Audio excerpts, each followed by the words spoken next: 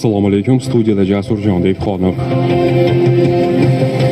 O'zbekiston Respublikasi Prezidenti huzuridagi Ijtimoiy himoya milliy agentligi Toshkent viloyati boshqarmasi tomonidan samarali ishlar amalga oshirilmoqda. Asli surxondaryolik bo'lgan Salima Diyorova O'rta Chirchiq tumaniga kelin bo'lib tushgan. Ana shu markazning yordami bilan hayotida yangi sahifa ochildi. Uning 3 nafar farzandi bor. Salimaning qaynonasi tomonidan bo'lgan bosimlar tufayli turmushi izdan chiqadi. Turmush o'rtog'i boshqa ayolga uylanadi. Salima bolalari bilan uydan haydaladi. Unga Toshkent viloyati ayollarni reabilitatsiya qilish va moslashtirish markazi tomonidan amaliy yordam berildi. Toshkent viloyatida amalga oshirilayotgan ijtimoiy himoya ishlari insonparvarlik va adolat tamoyillariga asoslangan deydi O'zbekiston Respublikasi Prezidenti huzuridagi Ijtimoiy himoya milliy agentligi Toshkent viloyati boshqarmasi xodimi Elbek Shoimov.